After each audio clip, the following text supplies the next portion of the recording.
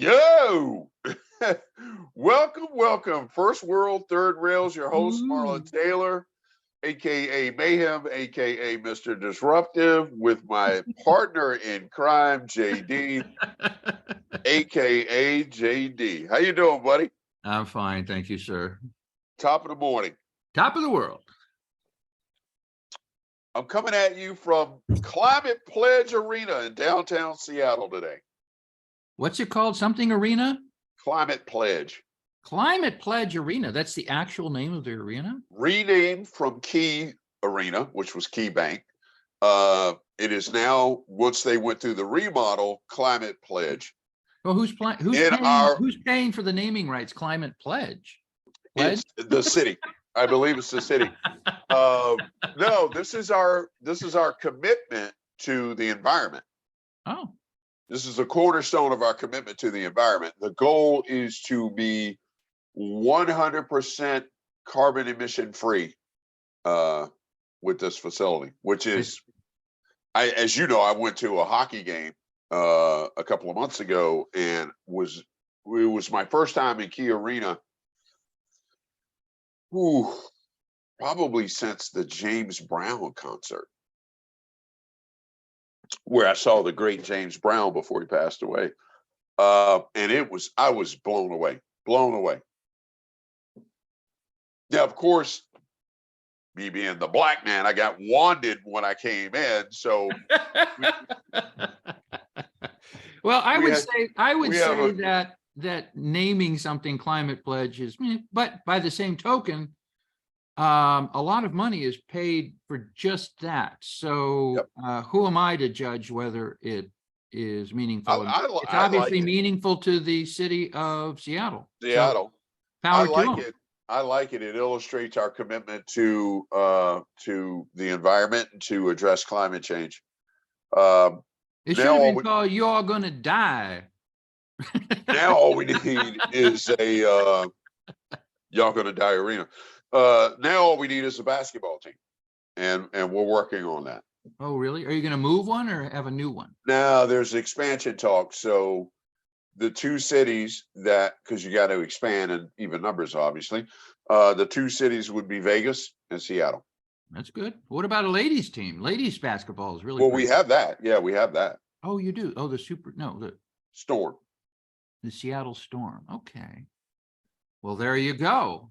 That's what I call taking up a suggestion in real time. Oh, yeah. And I am a big proponent of getting a NBA franchise back here because that'd be great. It is a disservice to communities to not have young kids be able to go see a professional basketball game. That's something I did when I was young. I had the pleasure and honor of taking Calvin to a game before the Sonics left. It's one of Calvin and I's favorite stories because we had literally seats directly behind the Lakers bench. It was the Lakers Sonics when Shaq and Kobe were together. And I know I had to be annoying Phil Jackson because every time out, as they're in the huddle, who the hell is this big bald head dude who's in our huddle? Because literally our seats were literally behind the bench. So unlike today where you have coaches behind the bench, back then you could have fans right behind the bench. And I'm just like stick your head into the huddle. I'm leaning over into the huddle. Yeah, what are we doing? What am I playing? The triangle. I got it. Taylor. I've only been to a few basketball games, and this is not the same for you because you yourself are a big person, and also you have been on the floor with professional ball players.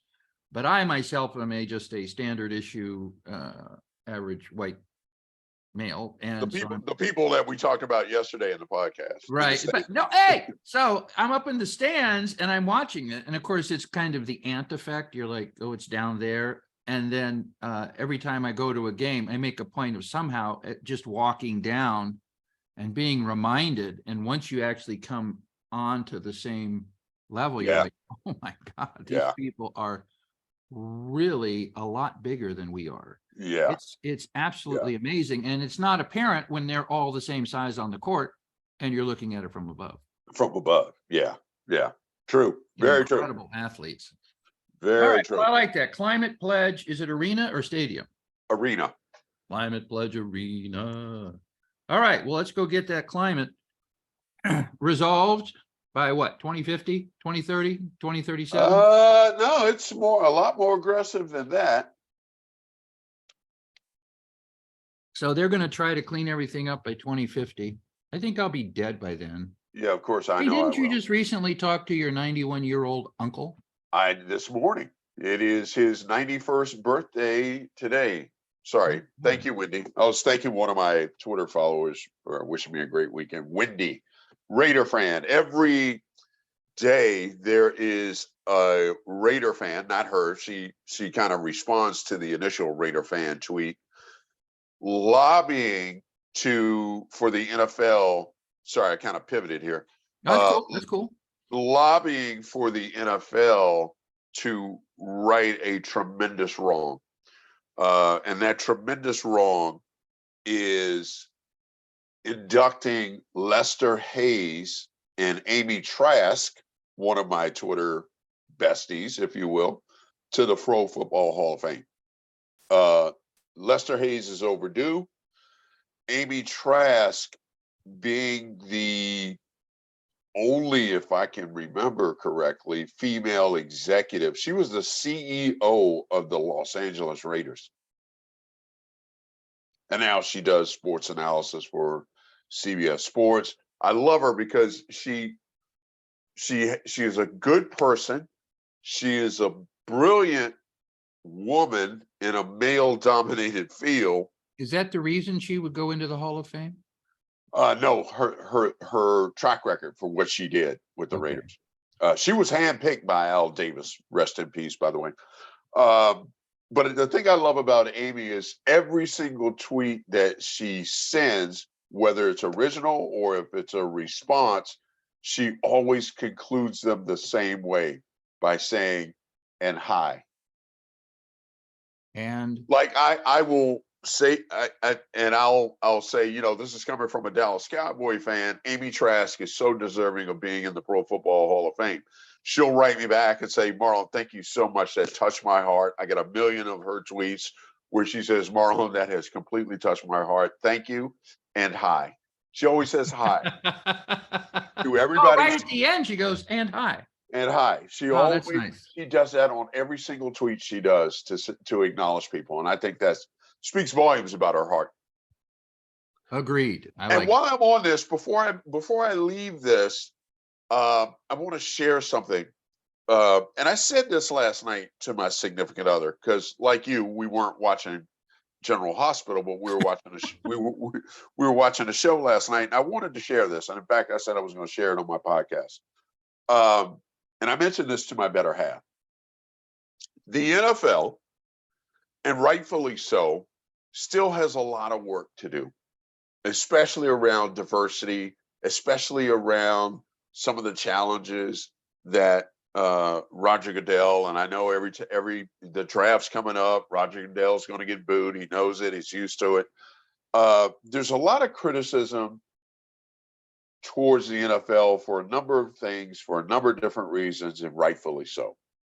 Are you talking about primarily the coaching ranks or other areas as well? Other areas as well. Okay. That said, and I said this last night to my better half, to Ellen, that said, there are moments that the NFL gets right and they don't get recognition enough. And last night, what we saw is one of those moments. Okay. And I'm talking specifically, and I want to give context to this. So if I'm correct, and I like to think that I am, the pandemic spearheaded this change that I'm about to share with you. And because of that, the NFL discovered, whoa, we have something here. And this is let me tell you what I'm talking about.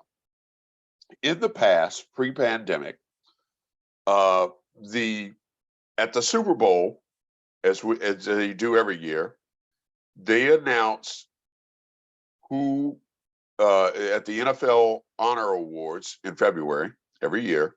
They announce who in this case of this year, 2023 inductee class for the Hall of Fame is. They Okay. make the announcements of who gets in. Historically, pre-pandemic, and I don't know his name, large gentleman, works for the Pro Football Hall of Fame board. He would come to the hotel room because they have the honor awards, and he would be that knock at the door in their hotel room. And when the player opened the door, they'd see him, and then they know immediately because he's at the door, you've made it. Okay. The Now, NFL are these to be inductees or nominees? inductees. Oh, yeah, that's a big moment then. Huge moment. And so, due, I believe, to the pandemic, this is the change that got created. The show last night, I think they've done this for the last 2 years. He's a host of the NFL Network. His name just jumped right out of my head, so apologies for that. He runs an hour special, which is what we watched last night, where they went to 6 different cities in 5 days. Oh. And what the change that I absolutely love, that I want to shout out for the NFL and give them credit, kudos for doing, is now, and they have a creed, if you will, and I'll have to look it up and I'll bring it to a future podcast because I don't remember it verbatim. But there's a saying, a creed, or however you want to call it, where the NFL has a position that the players who are in should welcome the players who are coming in. Right? It's kind of It's a brotherhood. It's a brotherhood, and they wanted to do something special for that. So what they do now is they will take somebody who's currently in the Hall of Fame. Here's an example. DeMarcus Ware of the Dallas Cowboys and Denver Broncos. He ended his career in Denver, but his bread was made in Dallas. He was told to come to Texas Stadium, AT&T, Dallas Cowboy Stadium, for a publicity event, right? And so he comes. They're kind of walking him through. This is what we're, hoping to achieve today. This is what we're going to do. It all starts up at Jerry's office. We got to go to Jerry's office. So they go to Jerry's office. They're like, yeah, go ahead. Knock. He's waiting on you. Go knock on the door. Go ahead and in. And so he knocks on the door. Jerry says, come in. As he opens the door, he sees Jerry wearing the Hall of Fame jacket. And he's like, wow, because that's not a jacket you walk around wearing every day. And Jerry steps up and he goes, DeMarcus, I'd like to welcome you to the 2023 class Pro Football Hall of Fame. And the emotion that just pours out from players having people who are already inducted break that news. The NFL got this one right. I like that story. And then the private jet goes to another location. They went to Fort Lauderdale, and Jimmy Johnson welcomes Zach Thomas, and he comes. They go to the homes. In the case of DeMarcus Ware, they sold the story that it was an event that we were doing. The others, they actually go to their home, beautiful homes, by the way, and knock on the door, and then that player will open the door, and the second they see that jacket, they know that this moment has arrived, and the emotions that pour out of that are just genuine. It's kind of something everybody wants is a little recognition. So yeah, Yeah, that's big yeah, recognition. yeah. It's huge recognition. I like that. Uh, Did you get tears in your eyes? I did, I did. Um, It sounds lovely. Ellen, this cracks Ellen up. Now, I haven't cried. Ellen is the only time Ellen has really seen me like really, really cry, balls baby cry, was when Michael Irvin went into the Hall of Fame. And his Hall of Fame speech to me still stands above every other speech I've heard, and I've heard them all for 58 years. Um, I've never heard a speech so passionate, so impactful. It's on YouTube. You can find it. It literally had me crying the entire speech, I'll have to and check it out. I couldn't stop. I couldn't control myself. Ellen even came over and put her arm around me and was like, "Hey, are you gonna be all right?" I'm like, I've got tissues. I've got tears. I'm Tough because guy. they really talk about, and they even do this in the notification. And they Steve Weiss from the NFL Network is who is drive. He's the driver. They have the president of the Pro Football Hall of Fame group, and those two and the camera team and whoever they select that's in the hall to make that announcement or knock on the door, they all go together. And the president talks about there are millions of people who have played this game. There are thousands of people, tens of thousands who've played in the NFL. You are one of 371 That's a tiny number. to receive this honor. That's a tiny number. And so you see the emotion just it is just I love, like the draft, which used to be in New York City, now rotates to city to city to city. The NFL gets it. They understand the popularity that they have. They understand baseball is no longer America's game, it's football. And they constantly look, how do we build upon the relationship that we have with our fans? That's why the draft rotates. And that's why I believe, born out of the pandemic, yes, but they're going to stick with this because it is so impactful. You've got family members who are at the home because they know, right? They'll reach out to the wife, they'll tell them what they're doing, when they're going to come, try and have them there when we get there. And then there comes that knock on the door, and you know, they DeMarcus Ware talked about, he knows Jerry and the impact Jerry had on his life, let alone his career. And one of the last things he said was, I know the party that Jerry's going to throw for me. I can't wait. Jerry knows how to throw a party, Texas style. Oh, the humanity. I actually like that story. Beautiful. That's a good story. And you're right. There are things that are happening. And when they happen, they should be appreciated and celebrated.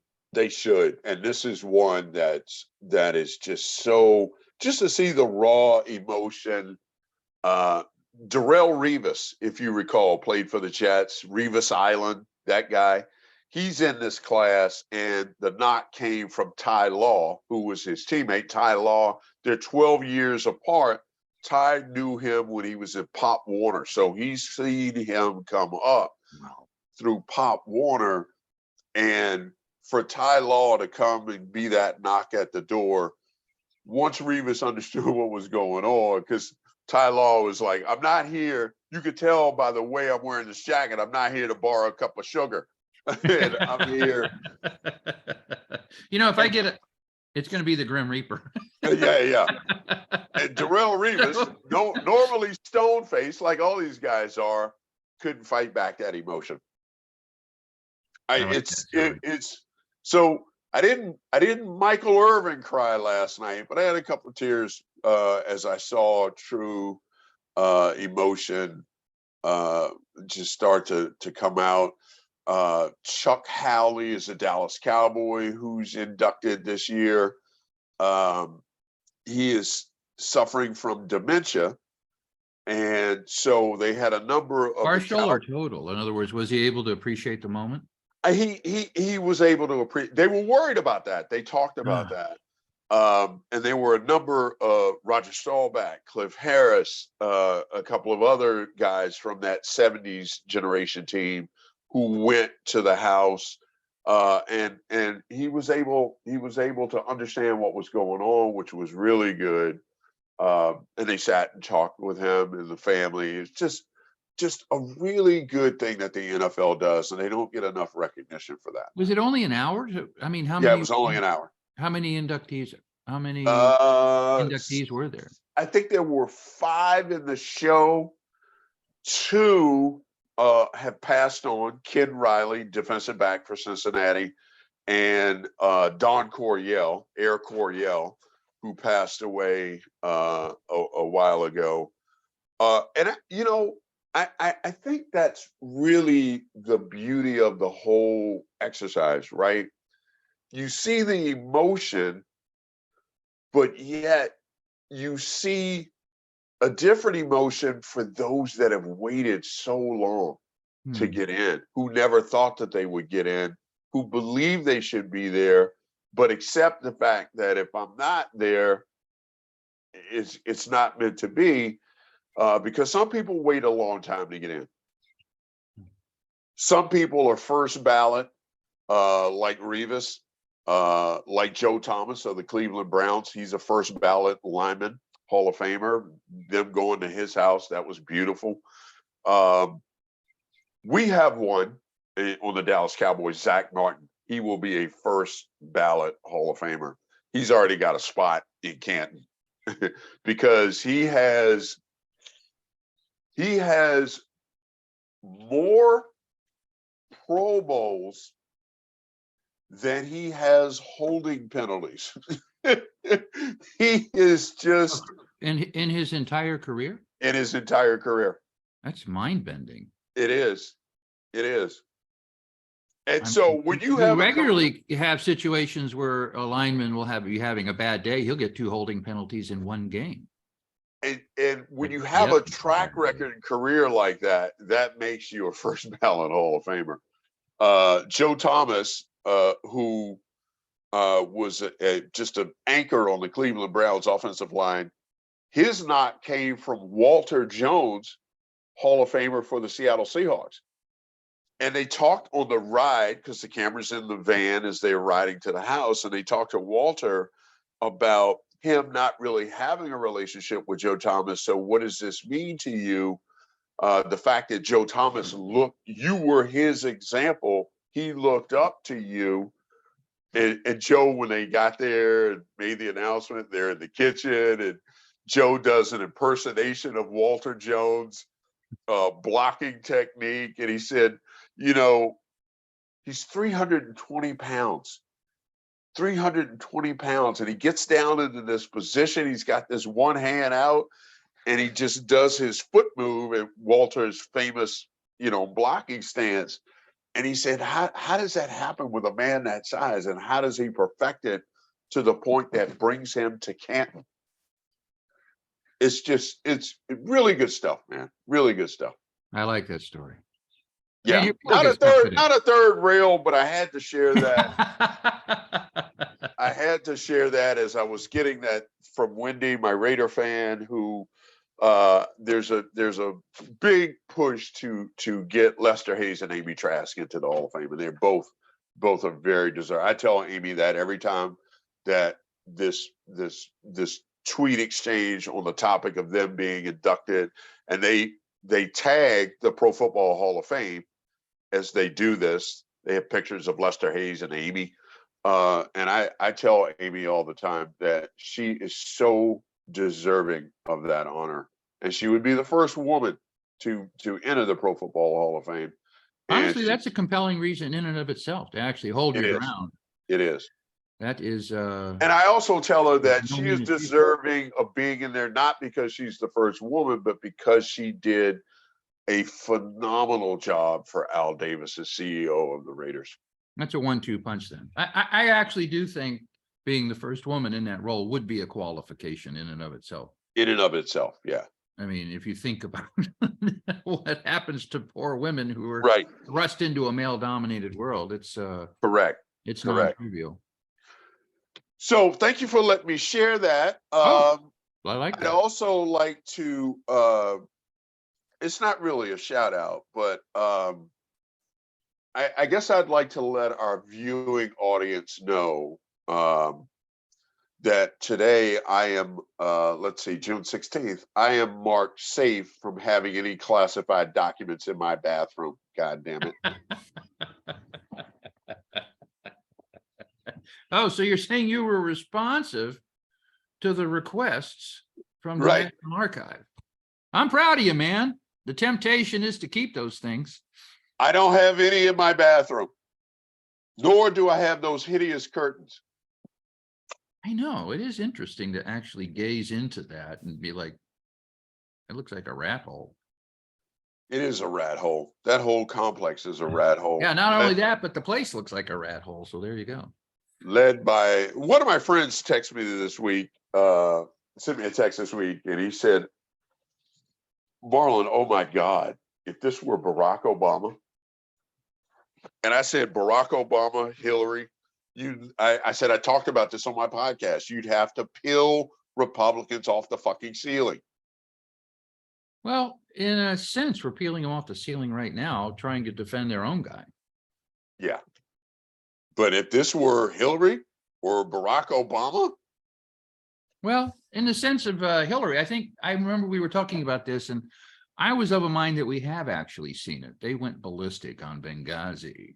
Yes. And yes, they still go through the like the ritual motions about the 33,000 emails. You notice it's not 30,000, it's 33,000. It's 33 now. 33, yes. So yes. Oh, we've God. actually seen it, and we don't have to imagine it. It's happened. It's gone by. There are a lot of things that are going. But this is real. This is real. All of those, because we had Hillary testified for 11 hours. There's no there. The emails have been since 2016. There's no there. If there was there, and I said this to a maggot on Twitter. I know you're, and I got to paraphrase what I said to him. It started with, I know you're a fucking imbecile, but we Democrats, it's always a but. Always like, you got to have that gentle segue there. I got to have the gentle segue. I know you're a fucking imbecile, but we Democrats, if you break the law, we hold you accountable. That's the difference. There was no there with Benghazi. There's no there with emails. There's there here with those documents. I kind of along the lines of the there and what people say in words and the relative importance of words and things like that. The press secretary, there was pushback because she was using the White House, I guess, is using MAGA. You're familiar with this? Yep. I just saw this. I thought that was intriguing. And they were called out because you're not supposed to be using political phrases as a government employee.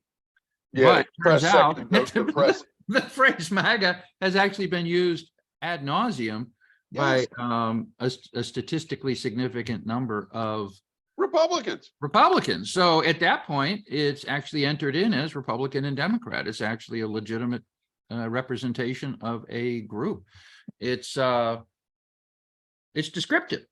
It's like go downtown, go uptown. MAGA. I guess libtard will be the next one. Libtard would be the other one, or the other side of that. And I'm okay with that. I think there's a lot of hue and cry about language when there really shouldn't be. Give me 2 seconds here. Yep, he's gone. 2 seconds. 2 seconds. Okay, 3 seconds. 3 seconds. I want to get to my next one. Hold on here. You are aware. Sorry about that. Thank you. You are aware that the news director at Fox has been canned. I was not aware of that. For that cryon of calling Joe Biden a wannabe dictator. He has Oh, I been was not aware of that, but it's actually reassuring. he has been canned from Fox News. Yeah, it was kind of sloppy. I'm shocked. Well, I think he was This probably is who they canned are. We know this is who they are. You When know people what, show though? I you, think he was canned because it's like, dude, that was just sloppy. Here we are, we're fighting a rear guard move, rear guard action being taken against us by Smartmatic and various other entities and trying to sue our raggedy asses for just this sort of thing. So I think he was probably not fired because of his political views. He was fired because it's sloppy.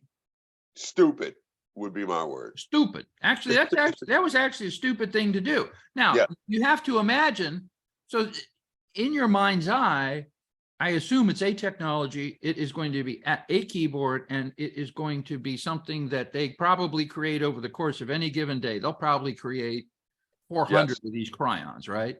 Yes. So this guy is sitting there, and he probably had the idea. So let's say it happened on a Tuesday. He probably had the idea 3 days earlier. And he's like, should I do this? Shouldn't I do this? Should I do this? Shouldn't I do this? And he made a calculation that it would be well received, which it may have been, and that it might elevate his career and advance his personal circumstance. And I'm glad to see that the calculation was deemed sloppy, stupid. Yep. And Yep. it's actually the first instance of overreach and self-policing that I can point to. For Fox, yes. For Fox. Yes. I mean, it's quantifiable. Which is different than Licht at CNN. He was just a moron and well, Licht materially affected their viewership and drove their numbers down. So, yeah. Again, stupid. But actually, I don't know that the numbers at Fox dropped as a consequence of that cryon. In fact, that may have been applauded by some of the MAGAs.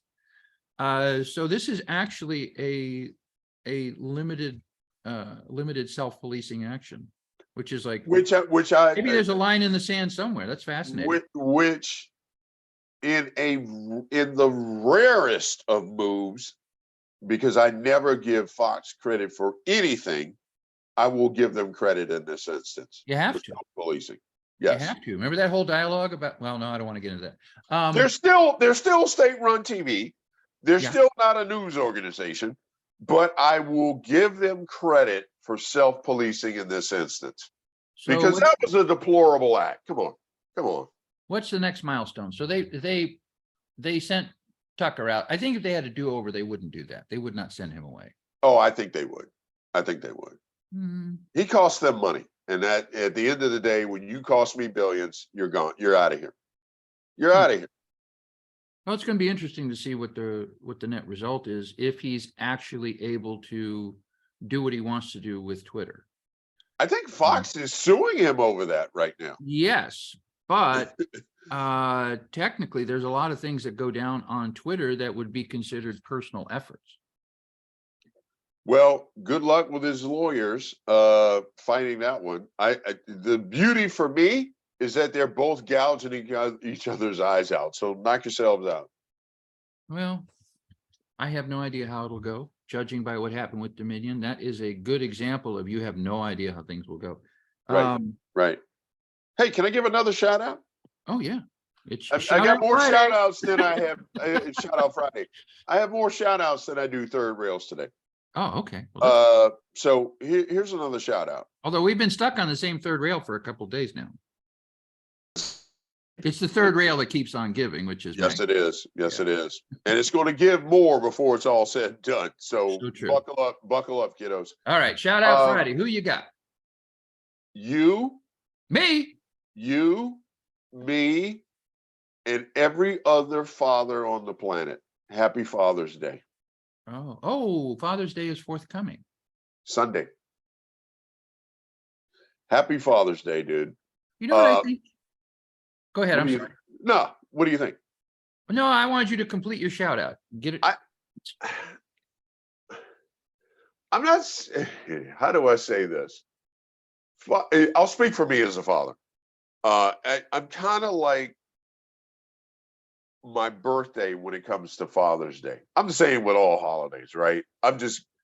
Marlon Taylor, for those who are here still with us, listening, viewing, whatever, Marlon Taylor has one philosophy about holidays.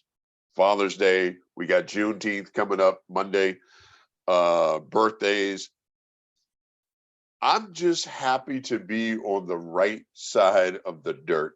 So that to me is the best gift I will ever get on any occasion. So for Father's Day, glad we get acknowledged. It's not like Mother's Day, we know that. Glad we're acknowledged. Typically on Father's Day, we're doing all the work because we're barbecuing, we're grilling. and that's just historically, that's been my uncle and I, who turned 91 today. We were talking about that this morning, our infamous Taylor barbecues in the backyard over the summer. Everybody in my neighborhood knows about those. So on Father's Day, my dad would be doing all the work. Same here. And we're just grateful that, one, we can be fathers, grateful that we've done our best to instill and foster good mindsets and good hearts in those that we have birthed. And I don't need a lot of recognition for that. I'm very appreciative on each Father's Day that I'm a father, then I have the opportunity to be one. Well, I'm looking forward to Father's Day. We'll all just get together and have dinner, and that's it. Now, the thing for birthdays that we do is there is a, you go to the craft store and it says happy birthday. It's all different fancy pants letters. They're colored and everything. So that is in the bottom drawer in the kitchen. And every time it's somebody's birthday, the person whose birthday it's not, other people will just tack it up over the opening. Right. Look up there, it's kind of like you can see where all the tape is over the years, right, where it went up over the doorway, and then they'll do crepe paper around the light over the table. Nice. And then the number of candles is immaterial, but that is generally the recognition that you can look forward to, is a couple of balloons, and happy birthday across the entrance to the kitchen. Fait accompli.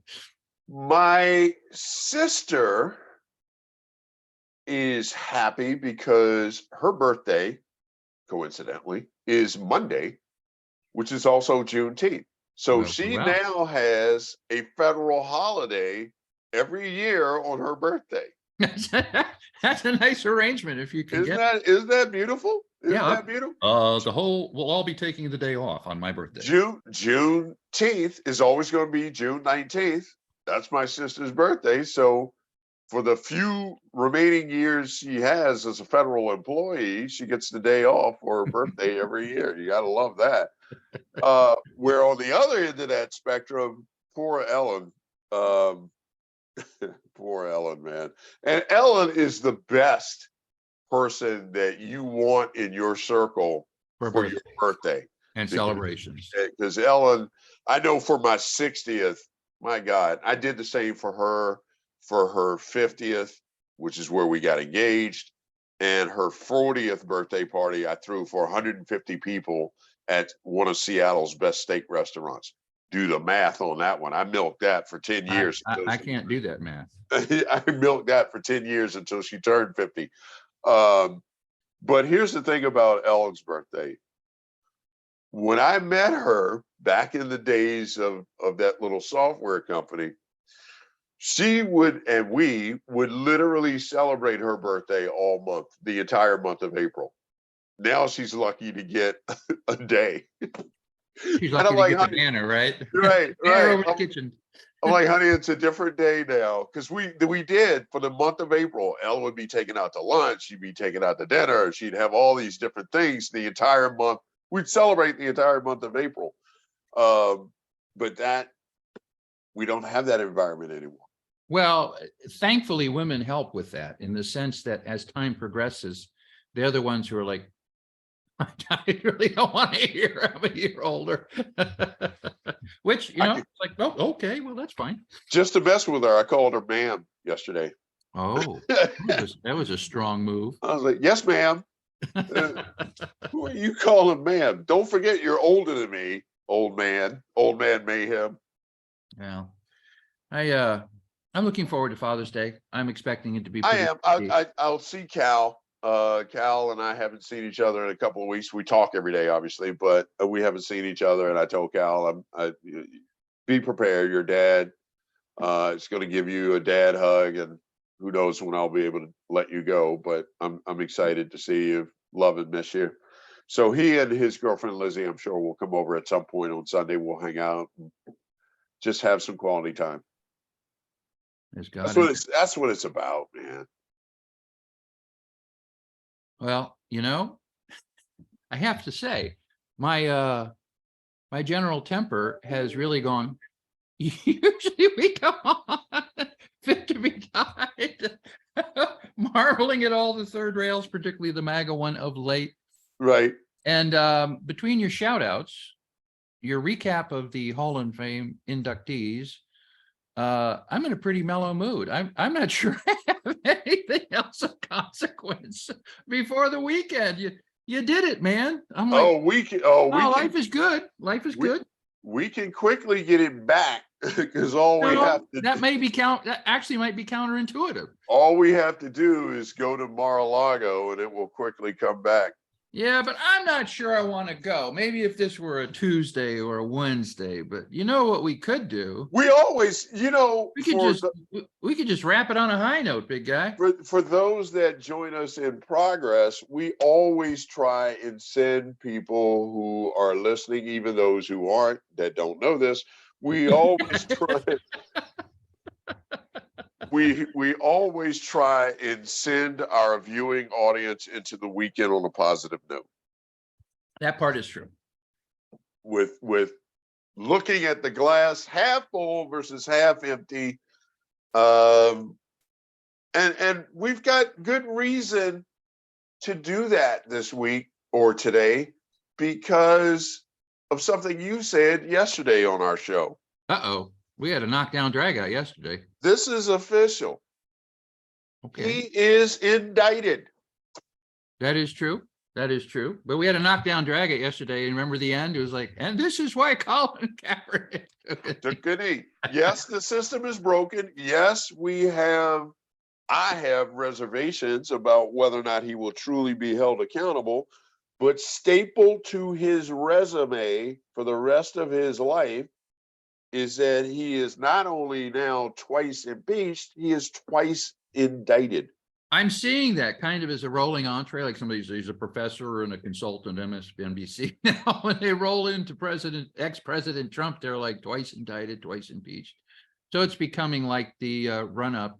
Somebody's like a Hall of Famer, two-time Emmy Award winner, twice inducted, twice impeached. So you know what? That's more good news. That is. I'm having trouble getting agitated. Too much good stuff going on. Well, the one area that still agitates me related to the orange mango is his cult members. And, I can ignore a lot, especially on social media. This is the one, if you want to draw Marlon out of the weeds, this is the one that draws me out of the weeds. Okay. And I'm going to look into the camera on this one. And I'm speaking. Going to camera 3. I'm going to camera 3. I'm speaking directly to all of you fucking maggots. He is not and no longer the president of the United States. He is the former fucking president of the United States. He's not president. So they draw me out with this because they all do it. President Trump, President Trump. He's not president. Noted. He wasn't president when he was president because he was twice impeached. Oh my God, it is so true. Fuck. Well, you know what? And it shouldn't bother me, but it does bother me. Well, it's bothersome. Yes. But it suffers. The thing about a situation like that is it can't be reconciled in the moment. In other words, the person who's conveying this is there's really no way to reach that individual directly. They are out there with Mr. Pighead and the COVID T-shirt father. Oh, and the blacks for Trump. And the blacks for Trump. It's a trifecta there. But again, this is all ultimately uplifting. He is twice indicted, twice impeached. Stapled to his resume for the rest of his life. We're going to have to come back to it next week and see what transpires. I think it was Brooklyn Dad. That's his Twitter handle. He is a social media magnet. Magnet or maggot? Not maggot, magnet. Magnet. Okay. So he has a social media following. Yes, he does. Huge one. Brooklyn Dad. Brooklyn Dad. Really good dude. I got to paraphrase his tweet. He is calling, and I actually think there's a petition that has been generated calling on signatures for an immediate amendment to rule him ineligible to ever hold office again. A specific individual, an amendment for an individual? An amendment for the Orange Menace never to hold a public office again. So Trump would get his own personal amendment? Yep. An amendment to whatever law or constitution clause that would stipulate he is ineligible as a convicted felon to hold office ever again. So that wouldn't be specific to him. It would be convicted felons cannot. Hold in other off. words, it needs to be put in timely because yes, it is looming. Yes. Yes. What I would do is I'd like to go find that because I find that absolutely intriguing. I don't know what the linkage is between a Twitter movement and hey, look, let me tell you, Twitter can be very powerful. That's how Mom's Demand got change done. All right, so this guy's Brooklyn Dad. I'm looking for Brooklyn. Actually, okay, so I see yours. Oh my God, love this. Mike Tomlin. Yeah. Rick Wilson. I was going to play that, but I'm like, no, I'm not going to play that today. Oh, Rick Wilson? No. Mike Tomlin. Okay. Powerful message from him, which is why I loved it. Here it is. It's crazy. Here it is. I have it right here. It has 7,700 likes and over 1,000 retweets. I'll pull it up. Apologies for those who hate podcast people who do this, but don't worry, you're not offending anybody. But I wanted to share it. It's crazy that we even have to consider this scenario, but who else thinks we need a constitutional amendment to prevent convicted felons from becoming president? Oh, okay. Yeah. So convicted felons, plural. Actually, that makes good sense to me. Well, we know who it's directed at. Yes. But it can't be directed at an individual. It would necessarily not an individual. But he is calling for this because of one shithead. We all know who that shithead is. Yes, we do. All right. So I'm going to find it and like it wherever it is. Yes. There's Marlon waving his hands. There's some gifts. Yeah, I got my hand up. Everybody agrees with this. It should have been a part of the 14th Amendment. I do. It could go on and on and on. On and on. We all want that. We all want that. Because that would be a step. That would be a step in helping to fix the process that is broken, system that is broken. Well, it kind of there's a common sense element to it. Yes, if you can't, now, it wouldn't be indicted. It would have to be somebody convicted of a federal crime. Correct. And if you have a felony, you cannot vote. So how can you hold the office of president? Well, we argued about this ad nauseum as well, and it's state by state relative to voting and felonies. However, I mean, it's still a valid point. Yes. Can I share something? Oh, are we still? Oh, no. Oh, remember, we're in the clear. We're in the clear. Nobody's paying attention. We can do whatever we want. I wanted to share something else that was funny. And All right. I was looking for this thing. Why can't I find it? I guess Fine. I'd have to go back in time. You really have a lot of stuff at your feet. Except for when I'm suspended. That's when my activity goes down. There you go. I have to share this with you because Please do. a few moons ago, we kind of have touched on this. And it came back this week. So I wanted to share. You know, I went and had coffee with one of my Microsoft alums. Yes. This week, which Yes. was a great time. Shout out to Nicole. If Nicole ever watches our podcast, she says she would. So Nicole, great time having coffee with you. Shout out to you. When I left her, I stopped by.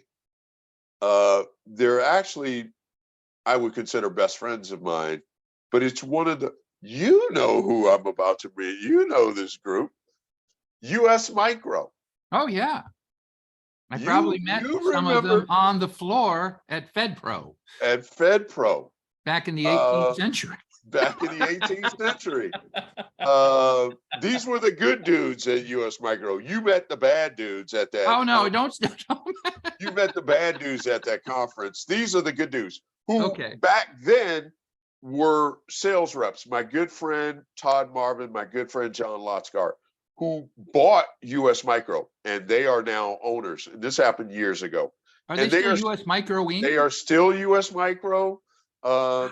They have an adjacent business, Rapid Refill Inc. So for printer cartridges, you're able to bring those in, have them refilled, Rapid Refill. I like that. They are still in business. They are still doing well. I love them both dearly.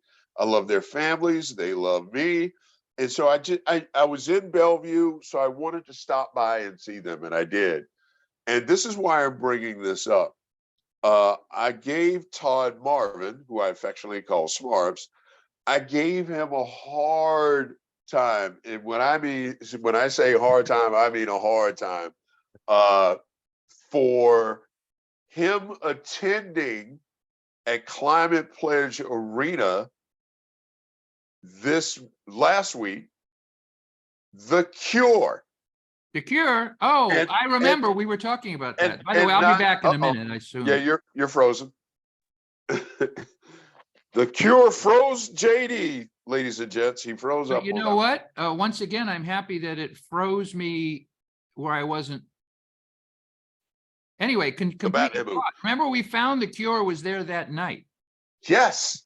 And Todd went to that concert. And I said, Todd, I'm not speaking to you. How dare you go to that concert without me? I know it wasn't a roofie concert, but how dare you go without me?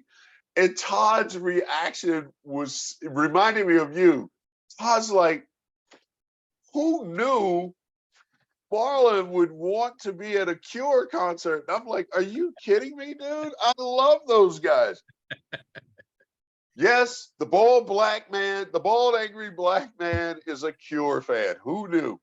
Well, The Cure, All Mixed Up is Ann's #1 album forever. That's her favorite album. Hey man, I've been listening to some Roxy music lately, and yes, love them too. Well, it's the greatest hits, and the first 8 songs are good. I was like, say what? Yes. In other words, I'm listening to it. I'm like, oh, I remember that. I really hadn't gone through the entire process of assigning the catalog to them. Right. So letting you and our viewers a little in behind the scenes. When Ellen hears stuff like this, she just goes, he's not really black. People don't understand. He's not really black. He thinks he's black. And he always says to me, he was on the diversity committee at Microsoft and at Ingram. He's not really black. I don't know any other black man listening to The Cure growing up. I think you got me on the AC. Was it AC/DC? AC/DC. Oh man. Oh man. Me some AC/DC. I'm like, say what? Yes. I remember. Oh God. I remember my buddy Steve. Shout out. He and I would be in his basement. We'd play chess and we'd listen to WPFW, which was comedy. And then we would listen to music at times. And I remember one time we were listening to music and his father came down, and it was, I'm trying to remember, I think it was Hell's Bells. Mm-hmm. And as that started, his father's like, what in the and I'm like, man, I had a very, very, very diverse love of music. Only two types, to my knowledge, that I've always struggled with: country and western. But I'm okay with having said that, I did spend a month in Nashville one night, and so You spent a month in Nashville one night. one night, and I so like that. I might actually appropriate that. I In Nashville, and that's literally what it was. And I got to meet a country western band there. I got an autographed CD of theirs, and when you're in Nashville, when you're in Rome, do as the Romans do. And that night, for a month, I did. You enjoyed it. And I say a month because Jack Daniels was heavily involved in that night. So I got memories. Very diverse when it comes to music. Well, I like some country music. Yeah, there's some artists. Gary Allan that I like. Yeah. You're familiar with Gary Allan? Yeah. How the hell would you know? Oh, well, that's the whole point you're making. Same reason I know The Cure. That's the whole point you're making. You exact same reason I know The Cure. We were talking yesterday about, and I still need to reach out to her, my Twitter bestie, Kimberly Johnson. She's done this a couple of times this week where she has tweeted lyrics to a song. And I guess I thought you could do a religion based on lyrics to songs. You could actually drive an entire belief system with lyrics from songs. You could. And I think she was doing it to see if people recognize the lyrics. And of course, on this particular tweet I did, and I said, it's so, and again, I know people go, this is coming from the angry bald black man. I'm like, I love that you tweeted those lyrics. Can you give me some lyrics? Maybe I can guess who it is. Yeah, let me. Or is it really obtuse? No, it's not obtuse at all. My guess is you recognize it immediately. Let's see. Give me a sec. I'll find it. Because my reply was, oh my God, I have their latest concert in 4K on my DVR, and it's one of my most frequently played concerts. Let me pull that up. I'm not going to get it. Oh, I'm betting you would get it in a heartbeat. and I'm betting it won't take you. It won't take many of the lyrics for you to get. Now I'm going to be embarrassed because I'm not going to get it. Oh no, you're going to be all over this one. You're going to be all over this one. Because I was all over it the second I saw it. I went, but then again, people are like, Marlon knows that? Marlon was at the Cure. Marlon wanted to go to the Cure. Oh, so it's a Cure, obviously. No. Oh. You ready? Yeah. It's the singer, not the song, that makes the music move along. Oh, won't you join together with the band? This is the biggest band you'll find. It's as deep as it is wide.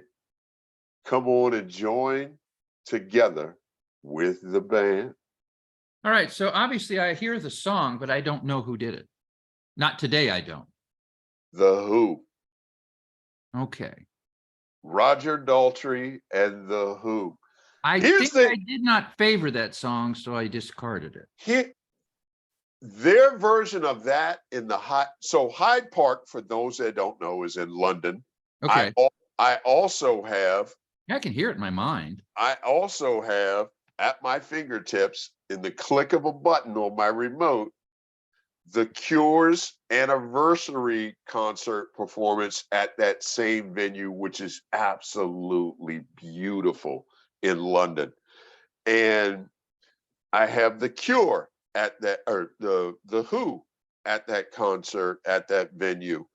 And here's the amazing thing that I actually started screaming about to people in my circle.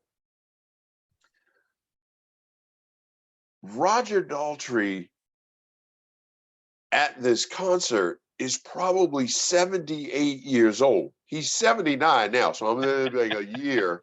78 years old and sounding like that. How do you sound like that at 78? Where does the energy come from? I will never know, because I'm probably not going to make it. To deliver, and the stage for the Who and the Cure both was phenomenal. And in the case of the Who, when they got to that song and they were doing the bridge joined together with the band, they actually bought the crowd, the camera, opened up the camera in their backdrop.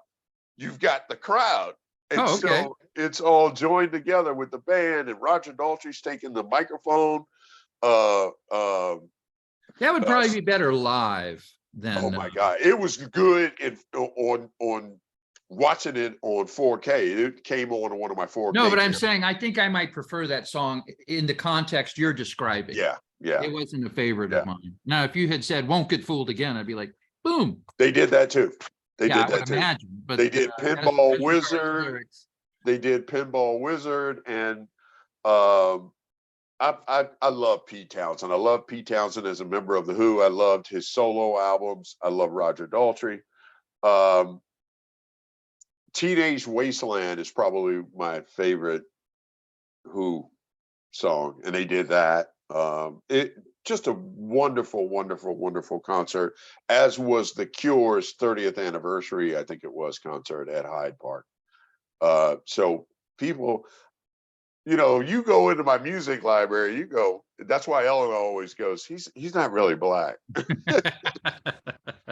I don't think he's really black. And I'm like, honey, I was very diverse with music. I've got Pete Townsend in concert. I've got Hall & Oates, and these are all people I saw live too, by the way. Hall & Oates I saw at Merriweather Pavilion in Columbia. One of the best concerts. Bob Seger I saw at Merriweather. One of the best concerts I've ever seen live. I just really took a shine to Hall & Oates. And speaking of live versus studio recordings, I'd never taken a shine to Billy Joel until I didn't see him live, but I heard songs from the Attic. Are you familiar with that album? 100%. That album has absolutely no relationship to the ones that are in the studio. It's fundamentally different. It is. In retrospect, I can see where you might go see him live. Oh yeah.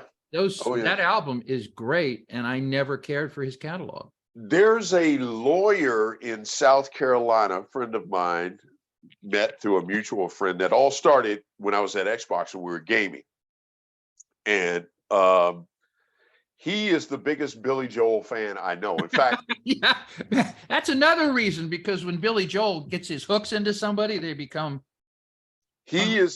Jeff is the biggest. In fact, that's what I call him. When it's his birthday, and I only use Facebook for birthdays, so when I go wish him happy birthday, I always call him by the name Billy Joel. Happy birthday, Billy Joel. Kind of an homage, huh? As an homage. He and I've seen Billy Joel live. I've also seen. Oh, was it good? Oh my God. I've seen of course Bruce live. I've seen Elton live. I saw Elton live out here. The amount of energy Elton John for almost 3 hours provided on that stage was absolutely incredible. Incredible. That's the thing that gets me, man. At their ages, and I know they don't sound like they did, and that's one of the reasons I probably don't go to concerts these days so much anymore, because I cherish what they sounded like when I saw them in their prime. But there's some that still sound good. And there's some that are no longer with us that I'm blessed to have seen. James Brown, Prince, um, guys like that. No, the voice makes a difference. I was on YouTube, which is not the same as seeing them live, but it was a live performance by the Scorpions. Oh yeah. And Yeah. his voice, you know, when he started, his voice was kind of in a compressed range anyway. In other words, it was just, it's an unusual voice, and he sounds exactly the same because he wasn't actually upper register. He's still in the same register. Right. And it doesn't matter how old you are, you can still play the electric If you guitar. can still, yes, And yes. I saw a thing where Dusty Hill or Billy Gibbons, I think it was Dusty Hill from ZZ Top, Okay. was riffing with John Fogerty. I've seen. Apparently they went and they toured, but they did a piece where they were just riffing in the studio, and Fogerty would go like, "Okay, I've got this song. What do you think of this?" And they do a couple of bars, and it was fantastic. And then the guy from ZZ Top would reverse it. So they did about a half dozen each, and you're like, wow.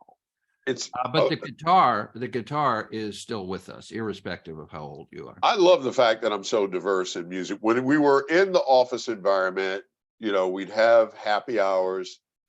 There'd be an occasion where we'd have a happy hour and karaoke would come into play, and people.